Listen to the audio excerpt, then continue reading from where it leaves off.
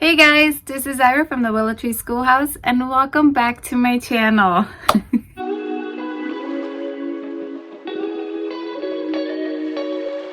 In today's video, we are going to talk about all things math. For those who don't know, I have a first grader who's 6 years old. I will begin this video with all things I use with my first grader. When we first began homeschooling, Aiden was, like I said in my previous video, Aiden was actually attending a reputable private school for preschool.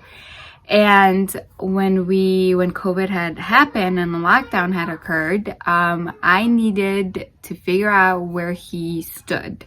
I didn't know what he knew. I didn't know what he didn't know.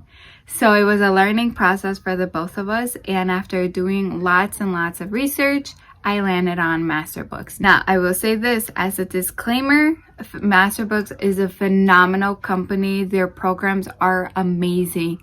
And I'm very sad that their math program just didn't work for Aiden. Although Masterbooks does offer lots of examples for kinesthetic learners, my son just wasn't picking up, didn't care for it.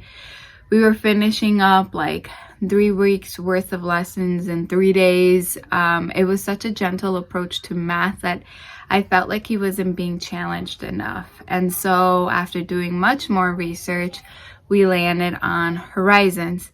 Now, if you haven't heard about Horizons, I highly recommend you guys take a look. We are currently using Horizons Book 1. There's 2 books in every level. This math program offers a spiral method, which means that every lesson there's a review, there's a new concept, and then you build upon those concepts slowly in each lesson.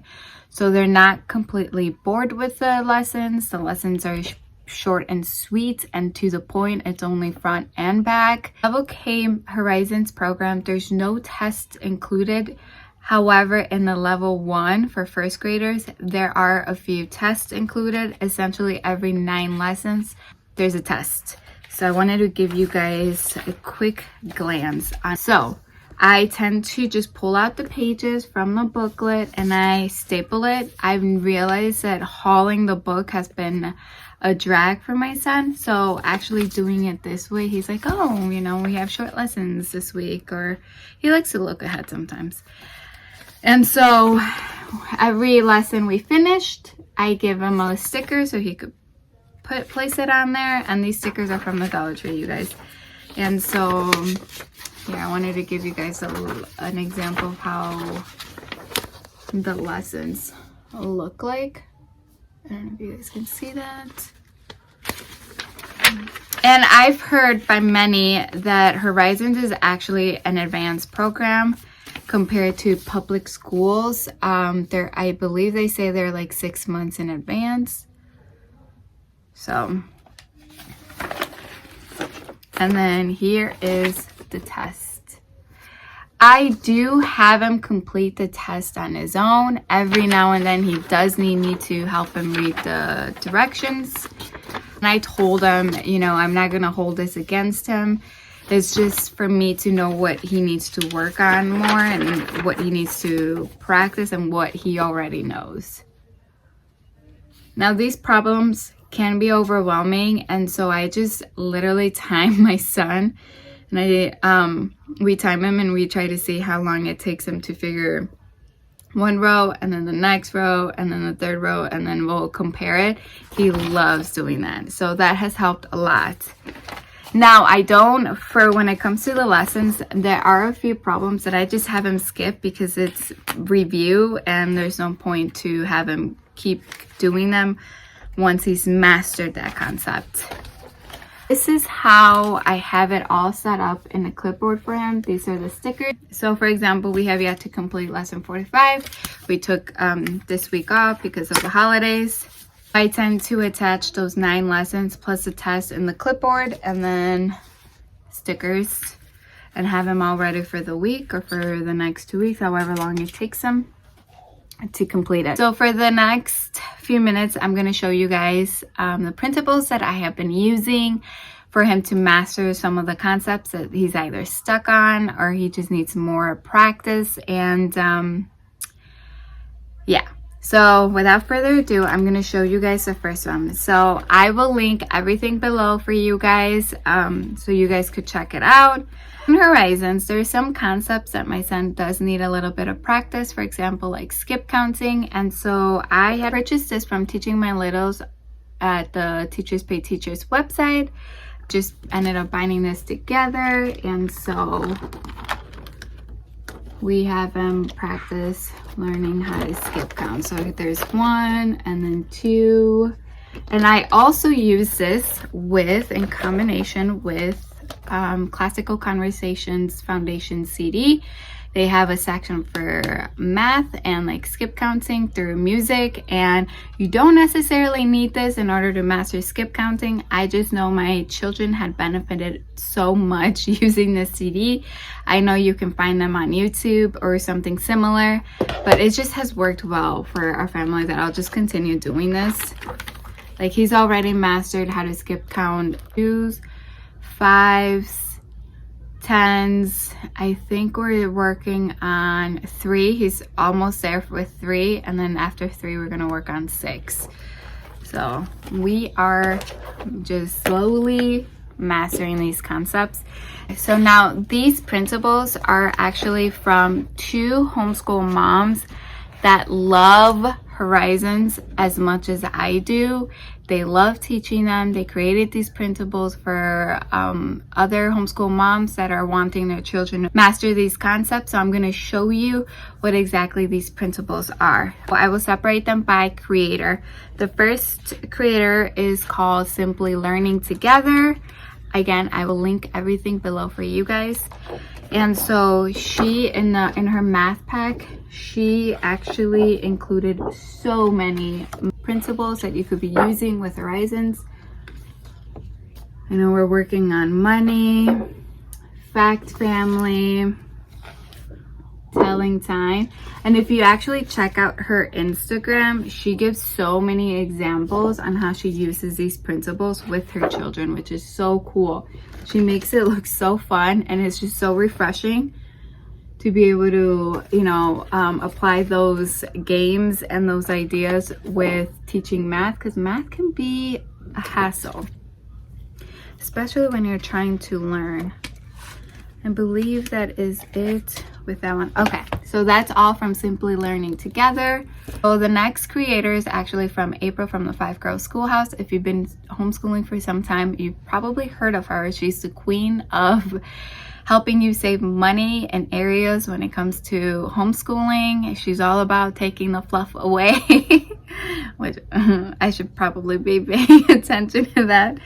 But I had purchased her math pack, and let me tell you guys, I have been using these as well as much as I have been using Simply Learning Together's math packs. So you have, here, I'll go by that. And what I love about this is that she actually included the expanded form. Here's another one. And she is all about using manipulatives in the early years. Oh, this is actually from a different grade. I believe there's more printables included in that pack, but this is all that I have been using since level K and the 100th chart. Next few things that I'm going to be showing you guys is all things manipulatives. You guys, manipulatives are so important in these early years.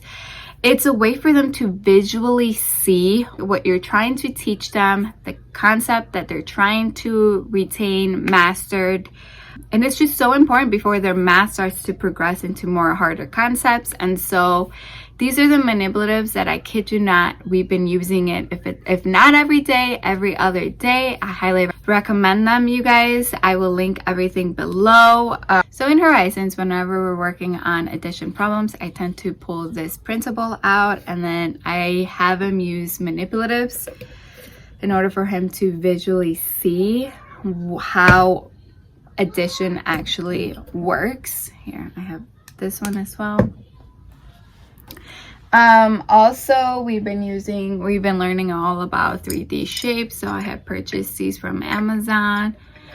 We haven't, I believe this is the only one that we haven't been using every single day, but that concept has been brought up several times throughout our Horizons lessons. Other fun manipulative that you can use are cube links. I swear by these, you guys. My son loves using these. They were on sale recently for like $6. I will link them below. There's a whole bunch of colors. My son loves them so much that he uses these to play with sometimes, and we end up missing some. So I do need to replenish that pack and purchase more stuff. Also, another thing that I tend to do, if there's some concept that he's just not mastering, I tend to create these fun, engaging warm-up worksheets for him. I use dot stickers. I sometimes use stamps, do with dot markers. And a lot of the stamps that I have been using mostly with him lately has been either money stamps or time stamps. Again, I have purchased this from Amazon. This has been very useful, especially because you can kind of see the minutes. This is where skip counting is so important, especially when you're learning how to skip count by fives. If he hadn't mastered that concept, I think telling time would have been a harder concept for him to retain. And so I'm so grateful that Horizon has such a great way of introducing concepts slowly, but also introducing them in a way where they're getting enough practice out of them.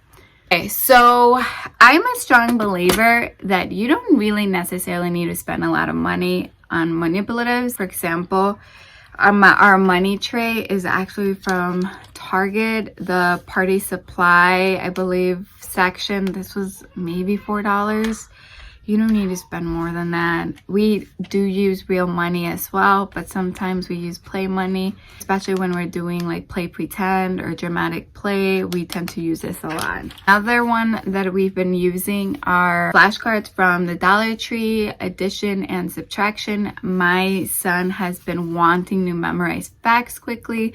Like I said, I tend to quiz him on time.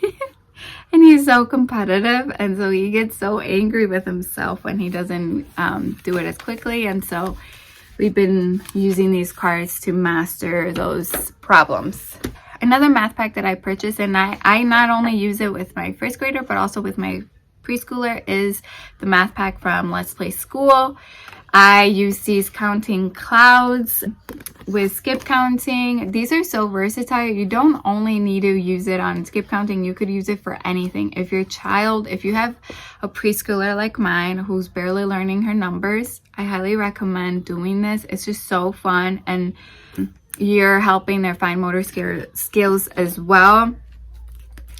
My son knows his shapes, but we are practicing spelling them out and writing them out correctly. So this is also from Let's Play School. Now my daughter has been, she's the one that has been tracing all of these because we are learning our shapes. Another thing we've been working on is number words. This is something that we are currently struggling with, and so we've been practicing a lot with Let's Play School. Yeah, and so far those are the only things that I've been using from the math pack, but you get so much from there. Another manipulative that I've been using with my first grader is this 100th chart.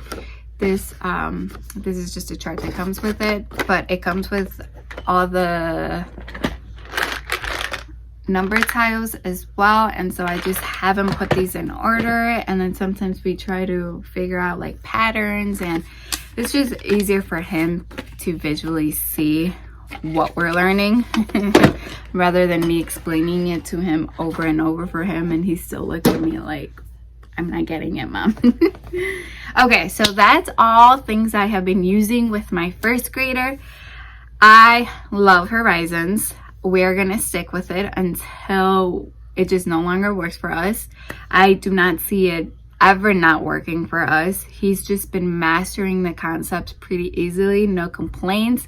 Even the tests he hasn't been complaining about them, so I'm very grateful for that. It does challenge him and it offers so much review per lesson, and so he's given several opportunities throughout the lessons for him to master those concepts and then slowly build upon those concepts as well, which I'm very grateful to have found such a great curriculum for him.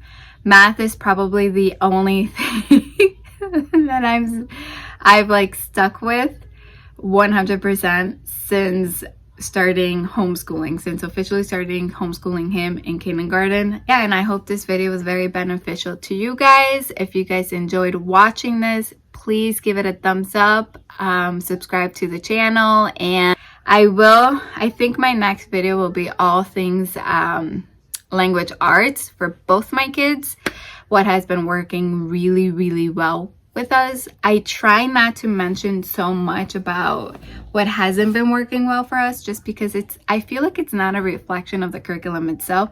It's just the season that we're in. It's not working well for us.